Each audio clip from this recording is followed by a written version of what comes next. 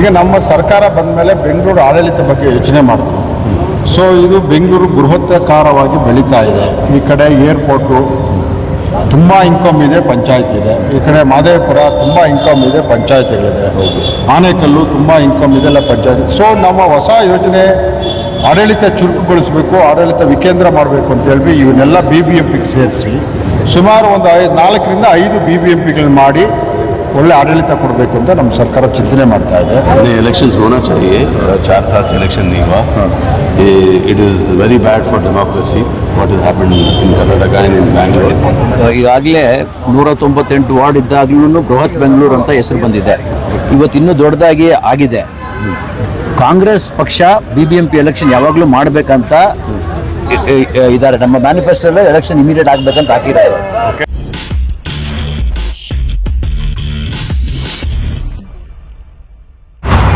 आदाब और नमस्कार, आप देख रहे हैं बेंगलुरु अखबार. पूरे बेंगलुरु शहर की नजरें टिकी हुई कि कर्नाटका की सरकार BBMP का चुनाव कब अनाउंस करेगी. इसके बारे में एक बॉटम में ब्रेकिंग न्यूज हम आपको देंगे. तो लगता तो नहीं कि अगले 3-4 महीने तक बेंगलुरु में कोई भी कॉरपोरेशन का इलेक्शन हो सकता है. इसकी सबसे बड़ी वजह यह है कि कर्नाटका सरकार जब सिद्धरामैया के अंडर में 2018 की बात करें, एक retired IAS officer BS Patil, उनकी एक कमेटी बनाई गई थी. एक प्रपोजल सबमिट किया गया था कि बेंगलुरु जो रैपिडली ग्रो हो रहा है इसको किस तरह से डिवाइड कर 3 डिफरेंट कॉर्पोरेशंस बनाना चाहिए, उसको चलाना चाहिए.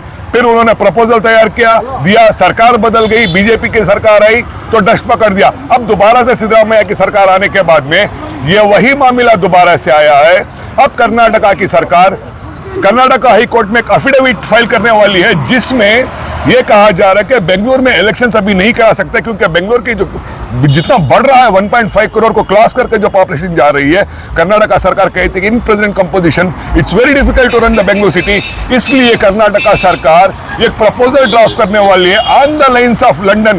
लंदन में मल्टीपल कॉर्पोरेशंस होते हैं लंदन में, जिसको एक अपेक्स बॉडी गवर्न करती है. Exactly on the same lines Bengaluru में भी 3 कॉर्पोरेशंस को बाइफरकेट करके जो प्रेजेंट 243 वाट्स का जो एक डिलिमिटेशन किया गया है उसको 240 वाट्स बनाकर फिर उसको एक अपेक्स बॉडी के अंदर BBMP, BDWSSB, बेस्कॉम, BDA इन तमाम को एक ग्रेटर बॉडी कंट्रोल कर चलाने के बारे में प्रपोजल अब फाइल किया जा रहा है. अगले महीने जुलाई के महीने में जो कर्नाटका में लेजिस्लेटिव सेशन होने वाला है उसमें सरकार ये प्रपोजल को सबमिट करने वाली है. फिर उसके बाद ये बिल जैसे ड्राफ्ट होगा, उसके बाद जब ये बिल बोथ हाउसेस ऑफ विधानसभा और विधान परिषद में पास होगा तब बनेगा बेंगलुरु डिवाइड होकर 3 से 5. और जो वार्ड्स की अगर हम बात बता दें, नया अकॉर्डिंग टू प्रपोजल के हिसाब से 20 to 30,000 की पॉपुलेशन के लिए एक वार्ड बनेगा. जो बेंगलुरु रैपिडली जो रिंग रोड के बाहर भी जो लोग जा रहे हैं ये तमाम भी इस जोन में आएंगे. तो डेफिनेटली जो लोग बेंगलुरु के बाहर रहते हैं उनके प्रॉपर्टी वैल्यूज का शूट अप होना भी लाजिम है. आइए इस बारे में पुलकेशी नगर के MLA श्रीनिवास से बात करते हैं जो खुद BDA के एक मेंबर भी हैं, टाउन प्लानिंग कमीशन में भी हैं. ದಿನದಿಂದ ಬೆಂಗಳೂರಿನಲ್ಲಿ BBMP ಚುನಾವಣೆ ಆಗುತ್ತಾಗಲ್ಲ ಚರ್ಚೆ ನಡೀತಾ ಇದೆ. ಈಗ ನಿಮ್ಮ ಸಿದ್ದರಾಮಯ್ಯ ಮತ್ತು DCM ಅವರು ಬೆಂಗಳೂರಿನ ಲಂಡನ್ ಮಾದರಿನಲ್ಲಿ 3 ಅಥವಾ 5 ಕಾರ್ಪೊರೇಷನ್ ಸ್ಪ್ಲಿಟ್ ಮಾಡಿ ಒಂದು ಅಪೆಕ್ಸ್ ಬಜೆಟ್ ನಡೆಸಬೇಕು ಅಂತ ಪ್ರಪೋಸಲ್ ಕೊಟ್ಟಿದ್ದಾರೆ. ನಮ್ಮ ಅಭಿಪ್ರಾಯ ಏನು ಸರ್? ಈಗ ನಮ್ಮ ಸರ್ಕಾರ 1 ವರ್ಷ ಆಯಿತು. ಇದಕ್ಕೆ ಮುಂಚೆ 4 ವರ್ಷ BJP ಸರ್ಕಾರ ಅವರು ಆಡಳಿತ ಮಾಡಿದ್ರು, ಅವರು ಚುನಾವಣೆ ಮಾಡಲಿಲ್ಲ. ಈಗ ನಮ್ಮ ಸರ್ಕಾರ ಬಂದ ಮೇಲೆ ಬೆಂಗಳೂರು ಆಡಳಿತ ಬಗ್ಗೆ ಯೋಚನೆ ಮಾಡಿದ್ರು. ಸೊ ಇದು ಬೆಂಗಳೂರು ಬೃಹತ್ತಾಕಾರವಾಗಿ ಬೆಳೀತಾ ಇದೆ. ಈ ಕಡೆ ಏರ್ಪೋರ್ಟು ತುಂಬ ಇನ್ಕಮ್ ಇದೆ, ಪಂಚಾಯತ್ ಇದೆ. ಈ ಕಡೆ ಮಾದೇವಪುರ ತುಂಬ ಇನ್ಕಮ್ ಇದೆ, ಪಂಚಾಯತ್ಗಳಿದೆ. ಆನೇಕಲ್ಲು ತುಂಬ ಇನ್ಕಮ್ ಇದೆ, ಎಲ್ಲ ಪಂಚಾಯತ್. ಸೊ ನಮ್ಮ ಹೊಸ ಯೋಜನೆ ಆಡಳಿತ ಚುರುಕುಗೊಳಿಸಬೇಕು, ಆಡಳಿತ ವಿಕೇಂದ್ರ ಮಾಡಬೇಕು ಅಂತ ಹೇಳಿ ಇವನ್ನೆಲ್ಲ BBMPಗೆ ಸೇರಿಸಿ ಸುಮಾರು ಒಂದು 4ರಿಂದ 5 BBMPಗಳನ್ನ ಮಾಡಿ ಒಳ್ಳೆ ಆಡಳಿತ ಕೊಡಬೇಕು ಅಂತ ನಮ್ಮ ಸರ್ಕಾರ ಚಿಂತನೆ ಮಾಡ್ತಾ ಇದೆ. ಅದು ಏನೇ ಮಾಡಿದ್ರು ಬೇಗನೆ ಚುನಾವಣೆ ಮಾಡಬೇಕು 3-4 ತಿಂಗಳಲ್ಲಿ ಅಂತ ತೀರ್ಮಾನ ಮಾಡಿದ್ದಾರೆ ನಮ್ಮ ಸರ್ಕಾರ. ಈಗ 4 ಅಥವಾ 5 ಮಾಡಿ ನೆಕ್ಸ್ಟು ಬಿಲ್ಲನ್ನು ಜುಲೈಯಲ್ಲಿ ಅಸೆಂಬ್ಲಿಯಲ್ಲಿ ಪಾಸ್ ಮಾಡಿ ಇನ್ನು ಕೇವಲ 3-4 ತಿಂಗಳಲ್ಲೇ BBMP ಚುನಾವಣೆ ಬೆಂಗಳೂರು ಸಾಧ್ಯತೆ ಇದೆಯಾ ಸರ್? ಇದೆ, ಮಾಡ್ತಾರೆ. BJP ಹೇಳೋ ಪ್ರಕಾರ ಕಾಂಗ್ರೆಸ್ ಹೆದರಿಕೆ, ಈಗ ಚುನಾವಣೆಯಲ್ಲಿ ಓಟ್ ಬಂದಿಲ್ಲ ಅವರಿಗೆ MP ಎಲೆಕ್ಷನ್. ನಾವು ಬೆಂಗಳೂರಲ್ಲಿ MP ಚುನಾವಣೆ ಬೇರೆ, BBMP ಚುನಾವಣೆ ಬೇರೆ. ನಾವು ಚುನಾವಣೆ ಮಾಡ್ತೀವಿ, ನಾವು ಗೆಲ್ತೀವಿ, ಬೇಗನೆ ಚುನಾವಣೆ. एक्स कॉर्पोरेटर जाकिर हमारे साथ हैं. कर्नाटका सरकार is nowhere in the mood to conduct BBMP election, they want to bifurcate into 3 or 5 more on the lines of London. क्या लगता है आपको इलेक्शंस होगा नहीं होगा, आप क्या करेंगे? नहीं, इलेक्शंस होना चाहिए। 4 साल से इलेक्शन नहीं हुआ। It is very bad for democracy what is happened in Karnataka and in Bangalore. 74th amendment का उल्लंघन हो रहा है, तो इलेक्शंस होना चाहिए। और जिस तरह से ये बात कर रहे हैं बैंगलोर को 4-5 हिस्सों में बांटने का, ये ऑलरेडी फेलियर हुआ है दिल्ली में। Delhi was split into 3 and they could not manage. Now they are again planning to जो बाइफर्केशन किया था फिर अमेलगमेट करने की कोशिश कर रहे, वापस जोड़ने की कोशिश कर रहे। तो ये एक फेलियर सिस्टम था। I know which committee is given the recommendations. BS Patil is the former IAS officer who prepared to give the proposal, sir. Yes. See, the issue with this what bifurcation that they are talking about will be a financial issue. Okay, कोई जो 5 हिस्सों में बांट रहे हैं, किसी का financial position ज़्यादा होता है, कोई किसी का कम होता है। On what basis they have calculated, on what basis they are doing it, we don't know.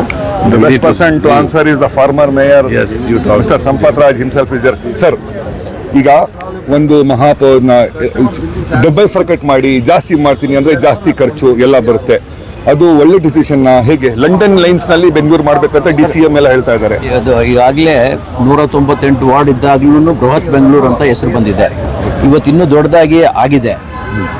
Congress ಪಕ್ಷ BBMP ಎಲೆಕ್ಷನ್ ಯಾವಾಗಲೂ ಮಾಡಬೇಕಂತ ಇದ್ದಾರೆ. ನಮ್ಮ ಮ್ಯಾನಿಫೆಸ್ಟೋಲ್ಲಿ ಎಲೆಕ್ಷನ್ ಇಮಿಡಿಯೇಟ್ ಆಗಬೇಕಂತ ಹಾಕಿದ್ದಾರೆ.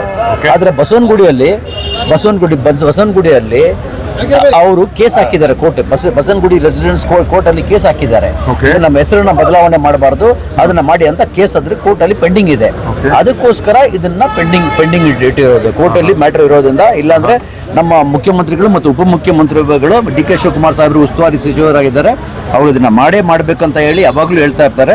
74th ಅಮೆಂಡ್ಮೆಂಟ್ ನಾವು ಉಲ್ಲಂಘನೆ ಮಾಡಬಹುದು. ರಾಜೀವ್ ಗಾಂಧಿ ಅವರು ಕೊಟ್ಟಿರೋ ಯೋಜನೆ ಅದು, ಅದನ್ನ ಲೋಕಲ್ ಬಾಡಿ ಇದ್ದೇ ಇರಬೇಕಂತ ಹೇಳಿ ಯಾವಾಗಲೂ ಸಿದ್ಧತೆ ಮಾಡ್ತಾ ಇದ್ದಾರೆ. ಬಹುಶಃ ಇನ್ನು ನಮ್ಮ BS ಪಾಟೀಲ್ ಮತ್ತು ಸಿದ್ದಯ್ಯ ಸಾಹೇಬರು ಏನು ಕಮಿಟಿ ರಿಪೋರ್ಟ್ ಕೊಟ್ಟಿದ್ದಾರೋ ಅದ್ರ ಮೇಲೆಗೆ, ಯಾಕಂದ್ರೆ ಇವತ್ತು ನೀರಿಲ್ಲ, ರೋಡ್ಗಳ ತೊಂದರೆ ಇದೆ, ರೋಡ್ಗಳ ತೊಂದರೆ ಇದೆ, ಬೇರೆ ಬೇರೆ ಪ್ರಾಬ್ಲಮ್ ಇದೆ ಅಂತ ಎಲ್ಲಿ ಜನ ತಾವೇ ಮಾಧ್ಯಮದವ್ರು ಹೇಳ್ತಾ ಇರ್ತೀರಾ. ಅದಕ್ಕೋಸ್ಕರ ಬೈಫರ್ಕೇಶನ್ ಪಬ್ಲಿಕ್ ಒಪಿನಿಯನ್ ಒಳ್ಳೇದಾ sir? It's a public opinion. Finally, it depends upon the elected representatives ಮತ್ತು ಪಬ್ಲಿಕ್ ಅವ್ರು ಏನು ಹೇಳ್ತಾರೋ ಅದ್ರ ಮೇಲೆ they will call for a debate. Public opinion ತಗೋತಾರೆ. ಪಬ್ಲಿಕ್ ಒಪಿನಿಯನ್ ತಗೊಂಡು ಡಿಬೇಟ್ ತಗೊಂಡು ಅದ ನಂತರ ಅದ್ರ ತೀರ್ಮಾನಕ್ಕೆ ಬರ್ತಾರೆ. ಚುನಾವಣೆ ಈ ವರ್ಷ ಆಗೋ ಚಾನ್ಸ್ ಇದೆಯಾ? ಇಲ್ಲ, ಈ ವರ್ಷ ಇಲ್ಲ. ನಮ್ಮ ಕಾಂಗ್ರೆಸ್ ಪಕ್ಷಕ್ಕೆ 2 ತಿಂಗಳಲ್ಲಿ ಚುನಾವಣೆ ಮಾಡಬೇಕಂತ ಅವ್ರಿಗೆ ಇಷ್ಟ ಇದೆ. ನಮ್ಮ ಉಪಮುಖ್ಯಮಂತ್ರಿ ಮತ್ತು ನಮ್ಮ CM high court with an affidavit saying ನನಗೆ ಟೈಮ್ ಬೇಕು, ನಾವು ಇದೆಲ್ಲ ಇನ್ನು ಸದ್ಯ ಈ ವರ್ಷ ಮಾಡಕ್ ಸಾಧ್ಯ ಇಲ್ಲ ಅಂತ. ಇಲ್ಲ, ಅದು ಯಾಕಂದ್ರೆ ಅವ್ರು ಬಸವನಗುಡಿ ಅವರು ಕೇಸ್ ಹಾಕಿದ್ದಕ್ಕೆ ಅದು ಪೆಂಡಿಂಗ್ ಇದೆ. ಆ ಪೆಂಡಿಂಗ್ ಕೇಸ್ ಅನ್ನು ಕ್ಲೋಸ್ ಮಾಡಕ್ಕೆ, ಬಿಕಾಸ್ ನೇಮ್ ಚೇಂಜ್, ಬಸವನಗುಡಿನ ಬೇರೆ ಚೇಂಜ್ ಹೆಸರು ಮಾಡಿದ್ದಾರೆ ಅಂತ ಅವ್ರು ಇದು ಮಾಡಿದ್ದಾರೆ. ಅದು ಆ ಕಾರಣಕ್ಕೋಸ್ಕರ ಅವ್ರು ಇದಾಗಿದ್ದಾರೆ. ಬಟ್ ಕಾಂಗ್ರೆಸ್ ಪಕ್ಷ ಎಲೆಕ್ಷನ್ ಮಾಡಕ್ಕೆ ತಯಾರಿದೆ. ಬಿಜೆಪಿ ಏನ್ ಹೇಳುತ್ತೆ ಅಂದ್ರೆ ಕಾಂಗ್ರೆಸ್ ಹೆದರಿಕೆ ಆಗ್ಬಿಟ್ಟಿದೆ. ಈಗ MP ಎಲೆಕ್ಷನ್ ನಲ್ಲಿ ಜನ ಬೆಂಗಳೂರಿನಲ್ಲಿ ಕಾಂಗ್ರೆಸ್ ಮತ ಹಾಕಿಲ್ಲ, ಬಿಜೆಪಿ ವೋಟ್ ಶೇರಿಂಗ್ ಒಳ್ಳೇದು ಬಂದಿದೆ. ವೋಟ್ ಶೇರಿಂಗ್ ಅಲ್ಲಿ ಒಳ್ಳೇದು ಬಂದಿದೆ. ಇತಿಹಾಸ ತಗೊಂಡು ನೋಡಿ, ಲೋಕಲ್ ಬಾಡಿ ಎಲೆಕ್ಷನ್ ಕಾಂಗ್ರೆಸ್ ಯಾವಾಗಲೂ ಅಧಿಕಾರಕ್ಕೆ ಬಂದಿರೋದು. Thank you sir.